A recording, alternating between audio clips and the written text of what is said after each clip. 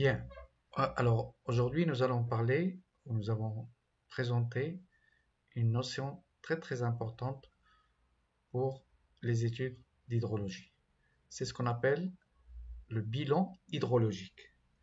Alors, le bilan hydrologique, comment on peut le définir? Alors, établir un bilan va permettre de déterminer les débits qui vont transiter dans un cycle hydrologique. Donc, la formule du bilan, elle est exprimée par la loi de conservation de la masse. C'est-à-dire que on va travailler dans un espace bien déterminé et pendant un laps de temps bien déterminé. Donc, son expression va exiger une délimitation de l'espace et du temps. C'est-à-dire que la balance, ce sont les entrées et ce sont les sorties. Les entrées d'eau et les sorties d'eau. L'espace, ça peut être un bassin versant, ça peut être un pays, ça peut être un continent ou autre chose. Et bien sûr, le temps, on va travailler pour une année hydrologique ou un pas de temps plus faible. Ça peut être une journée, ça peut être un mois, etc. Donc, définir un bassin versant pendant une année hydrologique, c'est travailler sur les entrées et les sorties pendant une année hydrologique. Alors, le bilan général d'un bassin versant, tenant compte à la fois des écoulements de surface et souterrain, est exprimé par la formule que vous voyez sur l'image. Donc nous avons le système atmosphère, donc nous avons les précipitations et l'évapotranspiration. Précipitations qui entrent dans le système et l'évapotranspiration qui sort du système. Nous avons le flux souterrain qui entre et nous avons le flux souterrain qui sort vers les exutoires. Et nous avons le débit des cours d'eau qui arrivent jusqu'à les exutoires. Donc si on résume, si on raisonne par bassin versant, nous avons les entrées, ce sont les précipitations, ce sont le flux souterrain qui entre, et pour les sorties, nous avons le débit des cours d'eau, nous avons l'évapotranspiration et nous avons le flux souterrain qui sort. Donc, pour l'équation du bilan hydrologique, il va s'exprimer de la manière suivante. C'est l'équation numéro 1. C'est les précipitations plus le flux entrant moins les débits des écoulements, l'évapotranspiration et le flux sortant souterrain. Et cette différence entre les sortants, les entrants et les sortants va nous donner ce qu'on appelle le stock d'eau pour une année hydrologique ou pour un pas de temps. Donc, quelles sont les unités? Quelles sont les unités d'expression et les signes des termes de ce bilan?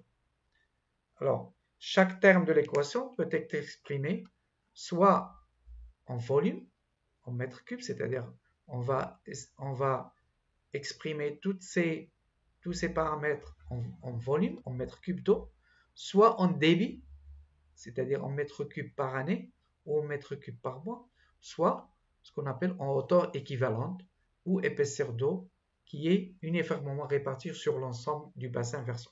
C'est-à-dire on va raisonner par millimètres, c'est-à-dire la hauteur d'eau par année, par mois, par jour ou même par heure. Bien sûr, pour obtenir la hauteur d'eau, il faut diviser toujours les volumes par la surface du bassin versant. Si nous avons un volume déterminé en mètres cubes, pour obtenir la hauteur d'eau, il faut diviser par la surface du bassin. Donc, l'équation représente un cas général, cette équation numéro 1, peut varier bien sûr selon le système qu'on va étudier, selon qu'on a des apports, selon on travaille des apports d'eau souterrains ou des apports d'eau de surface ou des sorties d'eau. Donc, ça dépend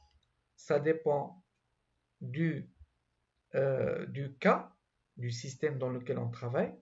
Donc, le système peut être un bassin versant avec ses limites naturelles. Ça peut être une partie du bassin versant avec des limites artificielles que nous allons établir. Ça peut être un réservoir naturel, par exemple un lac, et ça peut être bien sûr une nappe souterraine. Donc, dans chaque cas, les limites de l'espace étudié sont différentes et certains paramètres peuvent être bien sûr figurés ou non selon le cas considéré. Donc là, c'est une équation qui est générale et en fonction du système étudié, on va devoir différencier. Donc, le cycle de l'eau à l'échelle d'un bassin versant, par exemple, on a un bilan hydrologique. Donc, tout simplement, le débit est égal aux entrées d'eau moins les sorties d'eau plus ou moins la variation de réserve qui reste pour chaque année. Donc, bien sûr, tout ça, on peut l'avoir dans différentes échelles, soit locales, soit régionales, soit au niveau global. Donc ici, je vais présenter le bilan d'un système hydrologique bien particulier. On va travailler, nous allons analyser le cas d'un sol. Donc le système hydrologique, c'est le sol, dont les limites supérieures correspondent à la surface du sol. Donc ça, c'est une limite supérieure. Et la limite inférieure, c'est la surface piézométrique. Donc les hydrogéologues parlent de surface piézométrique. Et pour le cas d'une nappe, lorsque nous avons une nappe souterraine, nous avons la surface piézométrique et en dessus, nous avons le sol. Donc les deux limites latérales font partie du bassin versant. Donc nous avons la limite supérieure, la limite inférieure et les deux limites. Donc le bilan d'un système pédologique, puisqu'il s'agit d'un système sol, est égal, on peut le déterminer à partir de l'équation numéro 2, qui est l'équation utilisée par ce système.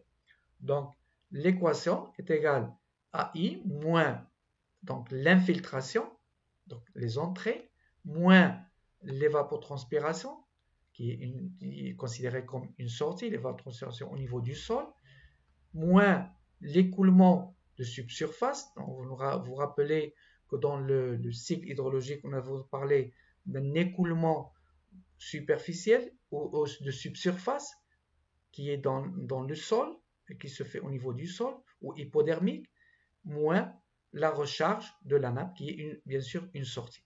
Et cette différence est égale à la différence de stock d'eau dans le sol, donc ce qui reste lorsque on a retranché les entrées moins les sorties, nous avons la différence de stock d'eau. Et pour terminer, je vais présenter le bilan simplifié, dans le bilan simplifié d'un bassin versant ou d'un système hydrologique. Donc, dans l'équation numéro 1 que j'ai présentée tout à l'heure à l'échelle d'une année, le flux entrant tend à s'égaler avec le flux sortant. Donc, au niveau d'une année, on va avoir le flux qui entre est égal au flux qui sort. Donc, ça, c'est théorique. Et l'équation du bilan va s'écrire précipitation moins entrée moins les sorties, qui sont le débit, l'écoulement, l'évapotranspiration, les sorties d'eau souterraine, est égal au stock. Donc le bilan simplifié va s'écrire dans ce cas, P moins Q moins l'évapotranspiration est égal à 0. Prenons en compte bien sûr que j'ai les entrées est égal aux sorties. Bien, d'accord? Donc voilà pour ce bilan.